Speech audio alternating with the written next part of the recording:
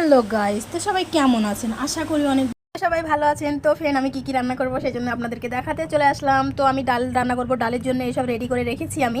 তো আমার ডাল রান্না পুরো আলাদা। দেখুন, আমি শুধু ডালটা এখানে আমি সিদ্ধ করিনি, কিছুই দিই না আমি। তারপরে ফ্রেন্ড এইসবগুলো আমি তড়কা লাগাবো, ঠিক আছে? তো এত সুন্দর স্বাদ হয়, আপনারা করে দেখবেন ফ্রেন্ড। তো অনেক সুন্দর, দেখুন এগুলো সবই ডালের মধ্যে দিব। তো ফ্রেন্ড, এখানে দেখতে পাচ্ছেন এটা হচ্ছে করলা, কেউ কেউ বলে উচ্ছে। তো এটা এতটাই তিতো, সবার পছন্দ হতে পারে না। আর এটা তিতো বেশি হলেও এটার কাজ বেশি, এটা উপকারী জিনিস, উপকার বেশি এটাই। তো আপনারা এটা বেশি করে খাবেন ফ্রেন্ড, ডাক্তারেও বলে খেতে।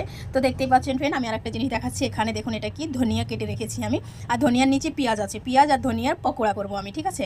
তো পেঁয়াজি যেভাবে ভাজে ওইভাবেই পকোড়া করব। তো দেখতেই পাচ্ছেন অনেক মজা মজা হবে আজকে। তো এখানে দেখছেন এটা হচ্ছে চিকেন, এই চিকেনেরও পকোড়া করব, সেই জন্য আমি কেটে রেখেছি। এখন আমি কিছুই দিইনি, দিব এখনই দেবো আমি। তো যাই হোক, আর এখানে আমার ভাতটা হতে দিয়েছি, হচ্ছে। তো এই যে ফ্রেন্ড, দেখুন আমার ডালটা রান্না কেমন লাগছে আপনাদের কাছে। দেখুন এভাবে ডালটা রান্না হয়ে গেছে।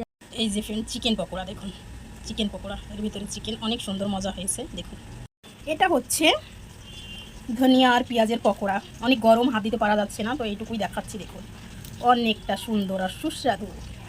দেখুন ফ্রেন্ড,